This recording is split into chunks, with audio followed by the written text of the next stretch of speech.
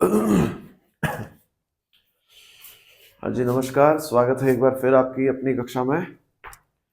कल क्या पढ़ा था? 7वीं यूनिट स्टार्ट की है।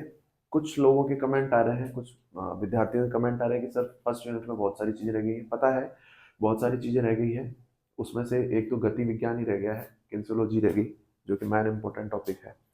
ठीक है, तो वो एक संडे को एक क्लास लगाएंगे पूरी लंबी, उसी में पूरे के पूरे जितने भी टॉपिक रहेंगे वो पूरी की पूरी उसी में कंप्लीट कर देंगे। 3-4 घंटे की या 2-3 घंटे की जो भी क्लास होगी उसमें वो सारी के सारे टॉपिक कंप्लीट करवा देंगे। ठीक है, तो फर्स्ट यूनिट कंप्लीट ही मानो, ये संडे आ गया, संडे को आपकी फर्स्ट यूनिट कंप्लीट करवा देंगे। अब बात कर रहे हैं यूनिट 7 की, एनाटॉमी की। एनाटॉमी अपन ने कल स्टार्ट की। एनाटॉमी क्या क्या होती है, कितने प्रकार की होती है, सारी चीजें पढ़ी। ठीक है, फिर अपन ने कोशिका क्या पढ़ा? सिद्धांत, सेल थ्योरी पढ़ी थी। किसने दिया था? स्वान और स्लाइडन ने दी थी। ठीक है, हाँ। इसके बाद अपन ने पढ़ा कोशिका अपवाद, वायरस पढ़ा। ठीक है, अब आज अपन पढ़ने वाले हैं सेल। ठीक है, अच्छे से। सेल मींस कोशिका। ठीक है, हाँ। अब देखो, कोशिका ऐसे मान लो ये है, एक कोशिका है ये। ठीक है, और ये तो इसका बाहरी आवरण हो गया, और ये हो गया इसका आंतरिक आंतरिक आवरण। और बीच में इसके है क्या? न्यूक्लियस। न्यूक्लियस बोलते हैं केंद्रक को। ठीक है, यानी कि ये क्या है? एक कोशिका है जिसमें ये जो आवरण हो गया ना, ये बाहरी, ये आवरण, इसमें ये तो हो गई कोशिका भित्ति। इसको क्या बोलते हैं? कोशिका भित्ति। और जो आंतरिक आवरण है इसको बोलते हैं कोशिका भित्ति, सॉरी कोशिका झिल्ली। ठीक है ना, इसको बोलते हैं सेल वॉल, और इसको बोलते हैं सेल मेम्ब्रेन। ठीक है ना। और बीच में क्या आ गया? ये आ गया न्यूक्लियस। सॉरी, इस तरफ ले लेते हैं इसको।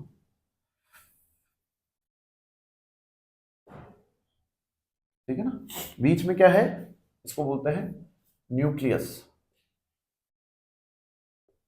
न्यूक्लियस यानी केंद्रक। समझ में आ गया यहां तक? ये कोशिका है। कोशिका के बाहरी आवरण को क्या बोलते हैं? कोशिका भित्ति। और आंतरिक आवरण, यानी ये एक पूरा का पूरा आवरण है कोशिका के, और इसमें दो चीजें पाई जाती है। एक तो कोशिका झिल्ली जो कि आंतरिक आवरण हो गया, और बाहरी आवरण होता है वो क्या है? कोशिका भित्ति। और बीच में इसके क्या पाया जाता है? केंद्रक पाया जाता है। अब कोशिका झिल्ली और केंद्रक के बीच में ये कोशिका झिल्ली हो गई अंदर अंदर की, और ये हो गया केंद्रक। ठीक है, इसके बीच के अंदर ये जो जगह है इसमें पाया जाता है लिक्विड। ठीक है ना, लिक्विड पाया जाता है इसमें। ये लिक्विड, इसको बोलते हैं जीव द्रव्य। ठीक है ना। सॉरी, जीव द्रव्य नहीं बोलते, इसको बोलते हैं कोशिका द्रव्य। कोशिका द्रव्य। ठीक है, ये जो बीच का ये लिक्विड है इसको क्या बोलते हैं? कोशिका द्रव्य। इसको बोलते हैं साइटोप्लाज्म। साइटोप्लाज्म। ठीक है। जिसमें 90% क्या पाया जाता है? जल पाया जाता है। और इसमें कार्बनिक और अकार्बनिक पदार्थ दोनों पाए जाते हैं। ठीक है, अकार्बनिक पदार्थ में आपके जल आ गया, और कार्बनिक पदार्थ में आ गया आपके प्रोटीन। कार्बनिक किसमें पाया जाता है? इस द्रव के अंदर। ये दोनों मिलकर क्या बनाते हैं? जीव द्रव्य बनाते हैं। मिलकर इन दोनों को क्या बोलते हैं? जीव द्रव्य बोलते हैं। ठीक है ना। प्रोटोप्लाज्म। प्रोटोप्लाज्म।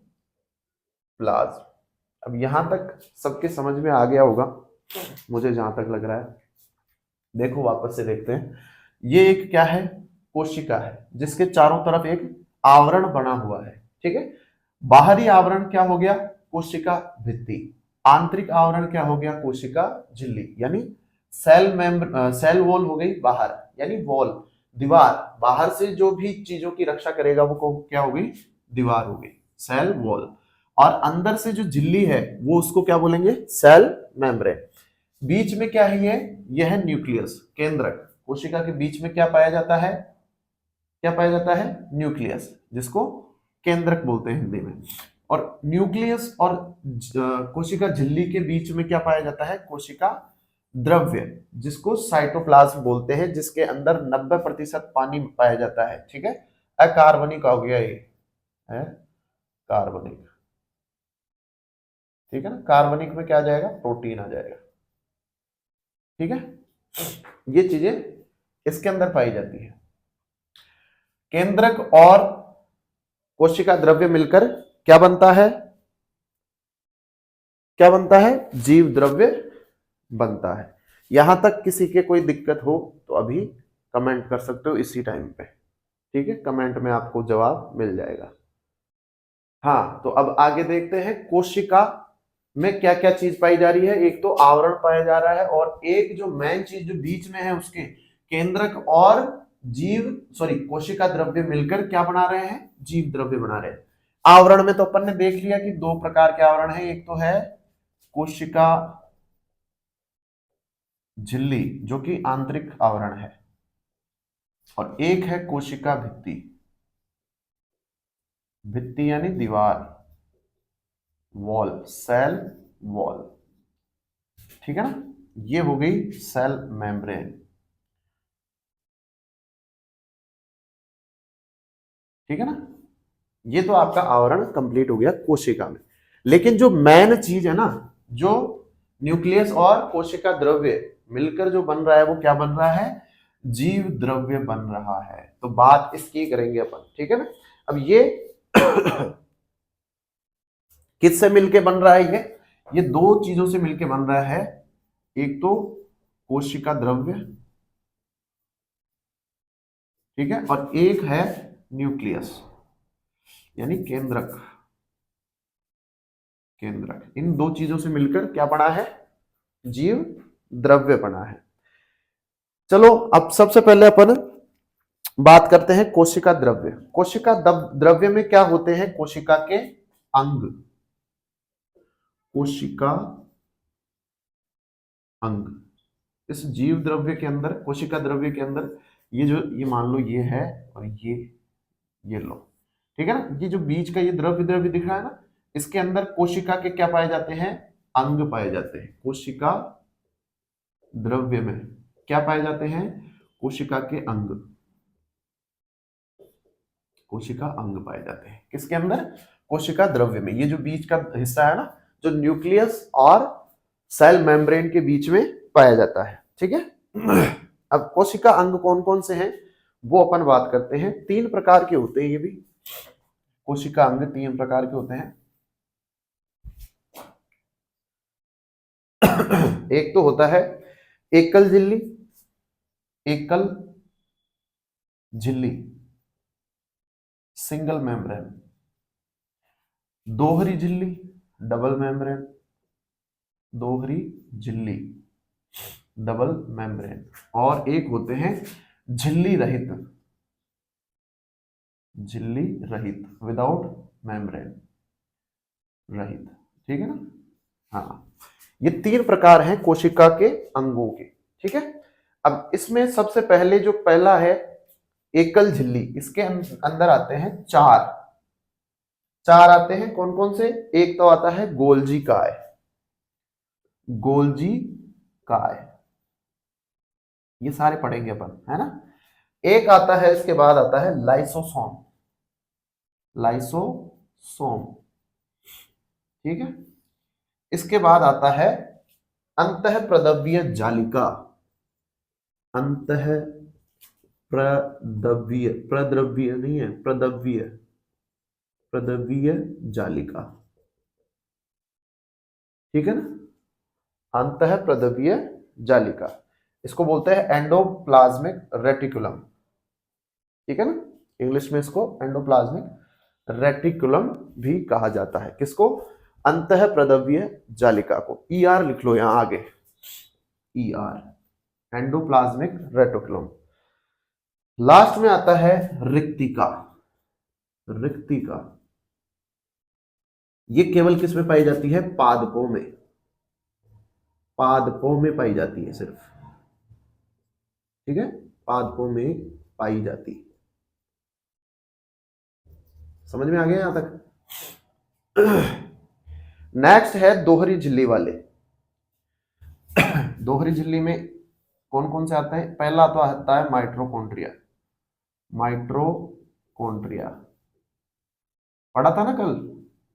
हाँ, कोशिका का पावर हाउस बोलते हैं इसको, ठीक है ना, माइटोकॉन्ड्रिया, ठीक है। और दूसरा है हरित लवक। हरित लवक, क्लोरोप्लास्ट बोलते हैं इसको, क्लोरोप्लास्ट। ये दो दोहरी झिल्ली वाले हैं। और झिल्ली रहित वाले हैं, एक तो है तारक काय। तारक काय यानी सेंट्रोसोम इसको बोलते हैं, सेंट्रोसोम। और दूसरा है, दूसरे का नाम है राइबोसोम। राइबोसोम, ठीक है। कोशिका द्रव्य है, ये जो कोशिका द्रव्य है ना, इसके अंदर पाए जाते हैं कोशिका के अंग। कोशिका के अंग कौन कौन से? 3 प्रकार के हैं। एक तो एकल झिल्ली, सिंगल मेम्ब्रेन, डबल मेम्ब्रेन और विदाउट मेम्ब्रेन, यानी बिना झिल्ली वाले। सिंगल मेम्ब्रेन में कौन कौन से हैं? गोल्जी का आ गया, लाइसोसोम, अंतःप्रद्रव्य जालिका, एंडोप्लाज्मिक रेटिकुलम जिसको हम इंग्लिश में बोलते हैं। चौथा है रिक्तिका, ये केवल पादपों में पाई जाती है। ये 4 हैं, ये कैसे हैं? सिंगल झिल्ली वाले, एकल झिल्ली वाले, ठीक है। प्रश्न पूछा जाए कि कोशिका द्रव्य में जो एकल झिल्ली वाले अंग हैं वो हैं, तो उसमें आ जाएगा एक तो गोल्जी का, लाइसोसोम, अंतःप्रद्रव्य जालिका और रिक्तिका। ये 4 प्रकार हैं, ये चारों के चारों एकल झिल्ली वाले हैं। दोहरी झिल्ली में सिर्फ 2 आता है, माइटोकॉन्ड्रिया और हरित लवक, ठीक है, जिसको क्लोरोप्लास्ट बोलते हैं। माइटोकॉन्ड्रिया अपन ने बताया था कि इसके अंदर क्या होता है? एटीपी, एडिनोसिन ट्राइफॉस्फेट के रूप में ऊर्जा का निर्माण होता है। किसमें? माइटोकॉन्ड्रिया में। इसलिए इसको कोशिका का क्या कहते हैं? शक्ति ग्रह कहते हैं, पावर हाउस ऑफ सेल, ठीक है। अगला है झिल्ली रहित। झिल्ली रहित में है तारक काय और राइबोसोम, ठीक है। तो अब अपन एक बार आगे देख लेते हैं, आगे चलते हैं इसके। ये तो अपन ने इसके कोशिका के अंग पढ़ लिए हैं, ठीक है।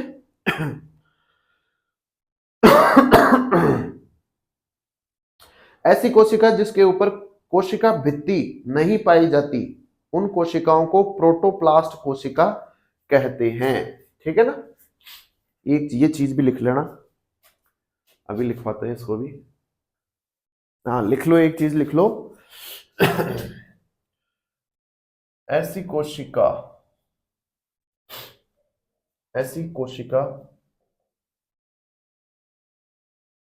जिसके ऊपर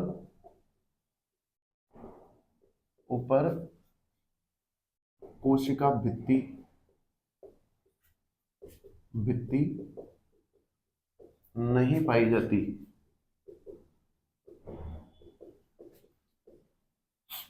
उसे प्रोटोप्लास्ट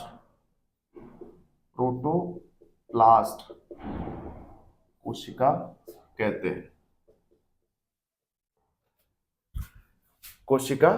हैं, ठीक है ना।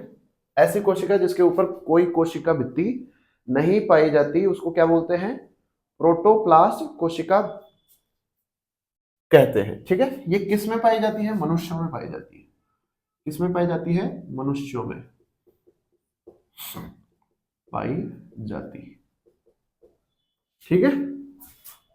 हाँ, चलो अब नेक्स्ट एक वो बना लो, सारणी बना लो, ऐसे बीच में लाइन खींच लो। इधर लिख लो कोशिका भित्ति, ठीक है। इधर लिख लो कोशिका झिल्ली,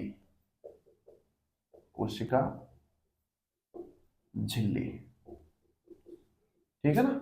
हाँ, कोशिका झिल्ली और कोशिका भित्ति में अंतर देख लेते हैं। कोशिका भित्ति केवल किस में पाई जाती है? केवल पादप कोशिका में पाई जाती है। केवल पादप कोशिका में पाई जाती है, ठीक है ना। और कोशिका झिल्ली ये पादप व जंतु दोनों कोशिकाओं में पाई जाती है। पादप व जंतु दोनों कोशिकाओं में पाई जाती है, ठीक है ना। अरे कोशिका भित्ति, गंवार पाटा देखा है क्या? गंवार पाटा देखना, उसके जो बाहरी जो छिलका है ना वो क्या है? कोशिका भित्ति है, वो भित्ति दीवार, समझ में आ गई ना। हाँ, गंवार पाटा हो गया। और यह मृत भाग होता है, ठीक है ना, यह मृत भाग होता है ना। हाँ, मृत भाग होता है।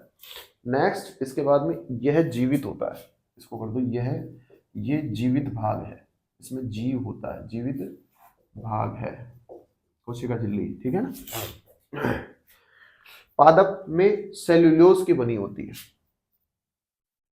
पादपों में सेल्यूलोज की बनी होती है, ठीक है। हाँ, और इसमें बनी होती है प्रोटीन और वसा की, ये प्रोटीन व वसा की बनी होती है,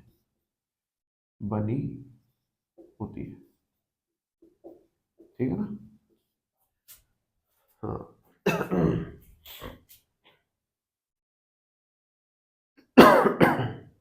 जिसे लिपोप्रोटीन भी कहते हैं, जिसे लिपोप्रोटीन भी कहते हैं, ठीक है। नेक्स्ट, जीवाणु में पेप्टिडोग्लाइकेन की बनी होती है, जीवाणु में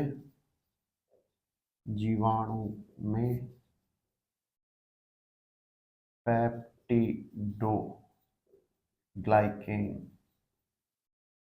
की बनी होती है,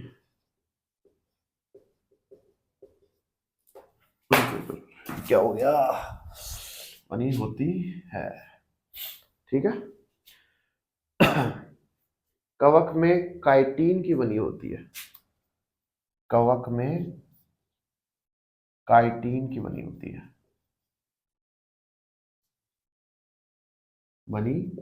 है, ठीक है। यह सुरक्षात्मक आवरण का कार्य करती है, मृत भाग है ना तो सुरक्षा ही करती है, पादप की सुरक्षा करती है।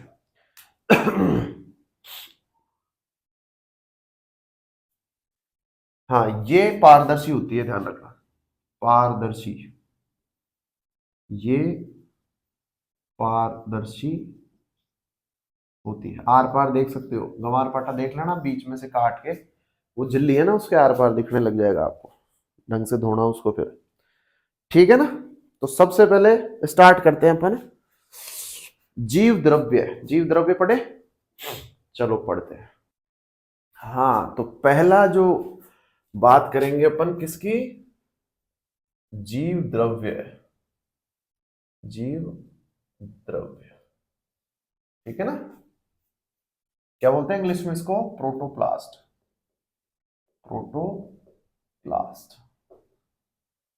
ठीक है।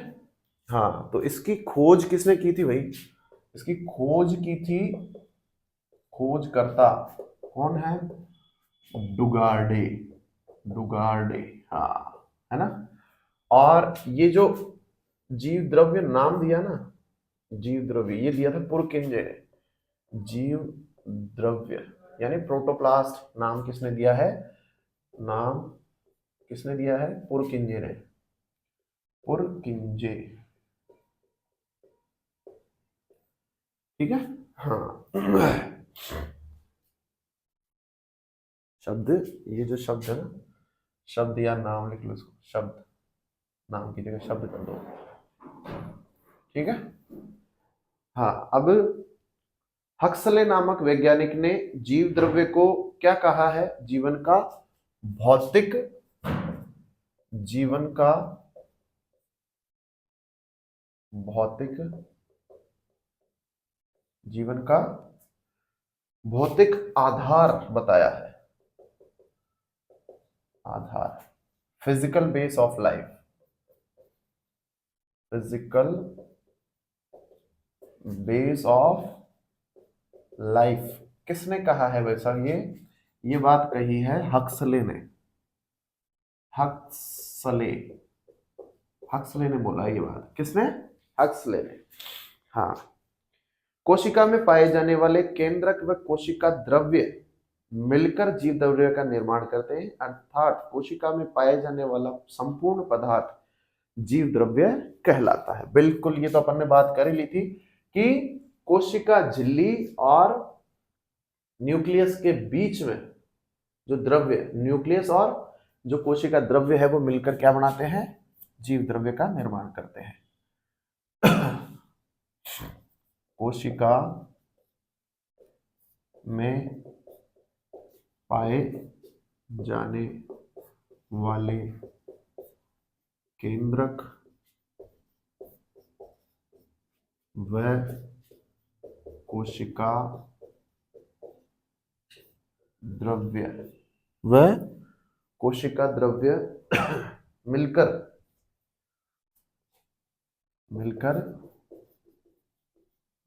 किसका निर्माण करते हैं? जीव द्रव्य का निर्माण करते हैं, ठीक है ना। अर्थात कोशिका में पाए जाने वाला संपूर्ण पदार्थ क्या है? जीव द्रव्य कहलाता है। ये दो प्रकार का होता है।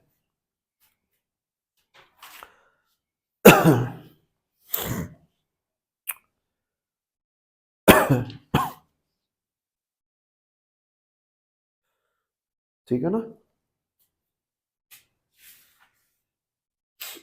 कोशिका द्रव्य, कार्बनिक वगैरह, ये पढ़ लिया अपन ने इसमें।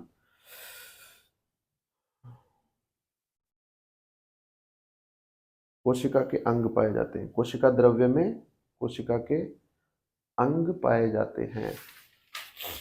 हाँ, अपन ने बताया था ना, ये कितने प्रकार का है जीव द्रव्य? दो प्रकार का है। लिखो,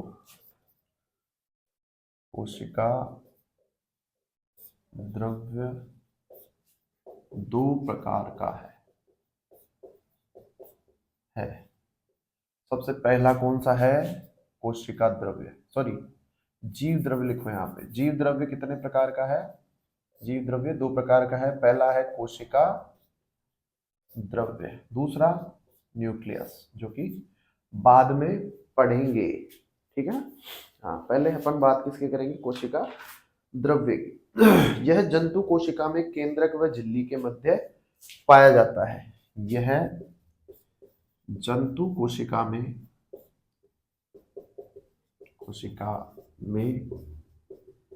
केंद्रक व कोशिका झिल्ली के मध्य पाया जाता है, जिसमें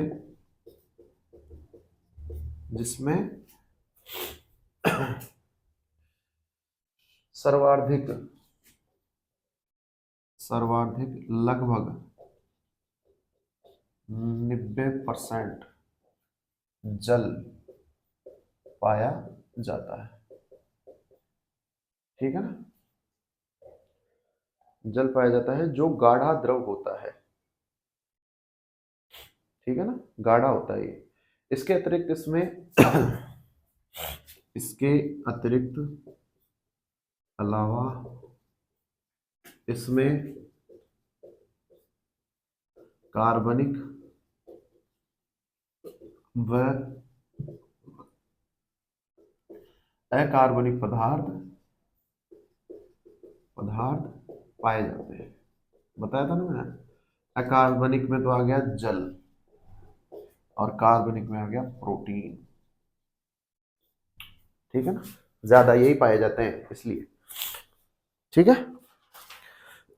मुख्य यही है, कार्बनिक में मुख्य हो गया प्रोटीन और अकार्बनिक में मुख्य जल।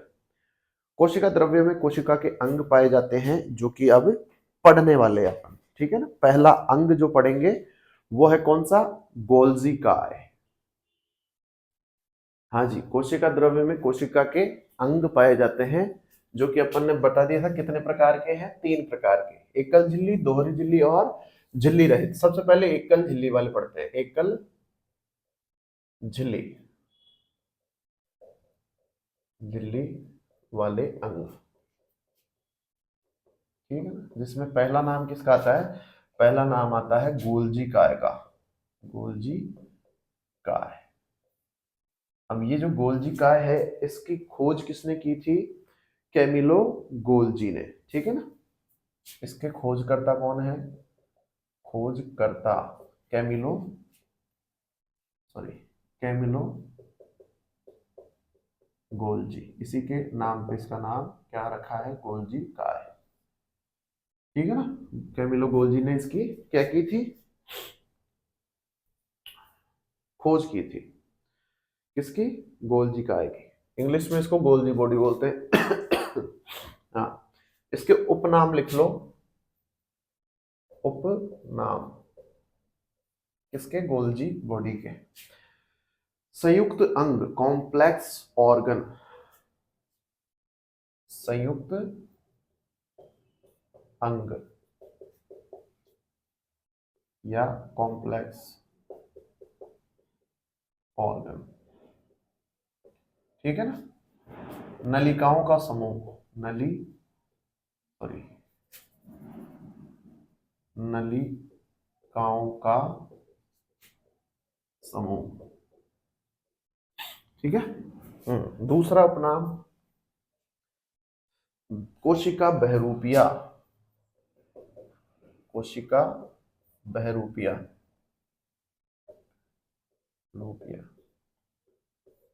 ठीक है ना।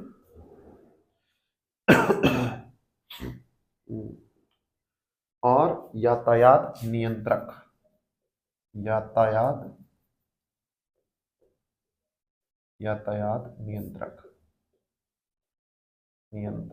इसको कहते हैं, ठीक है, ट्रैफिक कंट्रोलर। क्योंकि ये क्या करता है, विभिन्न पदार्थों को परिवहन में सहायता करता है, सारे जितने भी पदार्थ हैं उनका परिवहन यही करता है, ठीक है। कार्य लिखो इसके, क्या कार्य करता है ये, कोशिका भित्ति का निर्माण यही करता है, कोशिका भित्ति का निर्माण कौन करता है, गोल्जी बॉडी। प्रश्न आ जाए कोशिका भित्ति निर्माण होता है तो उसमें आ जाएगा गोल्जी बॉडी, ठीक है। इसके बाद देखो, विभिन्न पदार्थों के परिवहन में सहायक होता है, विभिन्न पदार्थों के परिवहन में सहायक होता है, ठीक है ना। ये हो गया आपका गोल्जी बॉडी। दूसरा लिखो लाइसोसोम, ठीक है, वही खोज करता, ठीक है। सबसे पहले खोज करता आएगा डी डूवे, इसका नाम है डी डूवे, ये बी है, बी, ठीक है। डी डूवे ने इसकी खोज की थी, इसके उपनाम लिख लो, उपनाम किसके? लाइसोसोम के। आत्मघाती थैली, आत्मघाती थैली किसको बोलते हैं? लाइसोसोम को। अब कार्य, कार्य है इसका, मृत कोशिका अंगों को खाकर अपशिष्ट निष्कासन में सहायक होता है। ठीक है ना, मृत कोशिका अंगों को खाकर, अंगों को खाकर, खाकर अपशिष्ट निष्कासन में सहायक होता है। अपशिष्ट निष्कासन में सहायक, सहायक। ठीक है। हाँ। लाइसोसोम में हाइड्रोलाइटिक और हाइड्रोलेन एंजाइम पाए जाते हैं, जिनकी सहायता से यह मृत कोशिका अंगों को खाकर पचाने का कार्य करता है। लेकिन कई बार ये ज्यादा सक्रिय हो जाता है, यानी रुकता ही नहीं है खाते खाते, तो क्या होता है, ये फट जाता है। इसलिए इसको क्या कहते हैं? इसलिए इसको क्या बोलते हैं? आत्मघाती थैली। यानी ज्यादा क्रियाशील होके ये रुकता ही नहीं है, मृत कोशिका के अंगों को खाता रहता है।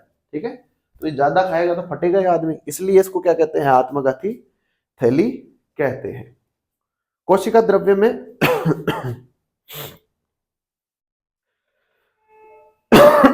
इसमें कोशिका की मृत्यु हो जाती है, तो आत्महत्या की थैली इसको कहते हैं। नेक्स्ट लिख लो, ये लिखवाऊं क्या? आत्मघाती थैली। इस चलो लिखवा देते हैं इसको, है ना। हाँ, इसको लिख ही लेते हैं। अंगों का पाचन करने का कार्य है, लेकिन कभी कभी ये ज्यादा सक्रिय हो जाता है, फिर ज्यादा सक्रिय होकर कोशिका के जो जीवित अंग है उनको भी खाने लग जाता है। उनको खाने के बाद में फिर कोशिका की क्या हो जाती है? मृत्यु हो जाती है। इसीलिए इसको आत्महत्या की थैली कहते हैं। चलो नेक्स्ट लिखो, अंतःप्रद्रव्य जालिका, एंडोप्लाज्मिक रेटिकुलम। हाँ, लास्ट है तीसरा। रिक्तिका अपन पढ़ेंगे नहीं, अपने काम की है नहीं वो। ठीक है ना। हाँ, तो ये है अंतःप्रद्रव्य जालिका, प्रद्रव्य जालिका।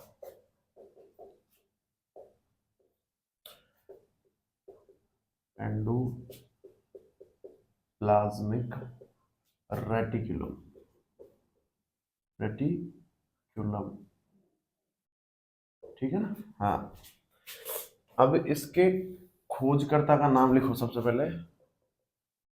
खोजकर्ता पोर्टर। ठीक है ना। उपनाम लिख लो इसका, उपनाम, उपनाम है इसका कोशिका कंकाल, कोशिका कंकाल। किसको कहा जाता है? किसको कहा जाता है? ये कहा जाता है ईआर को, कोशिका कंकाल, यानी सेल स्केलेटन, स्केलेटन। ठीक है ना। सेल स्केलेटन किसको बोलते हैं? ईआर को। हाँ, ये दो प्रकार की होती है। सॉरी, कार्य नहीं लिखा ना, कार्य लिखो। प्रोटीन व वसा का संश्लेषण करती है।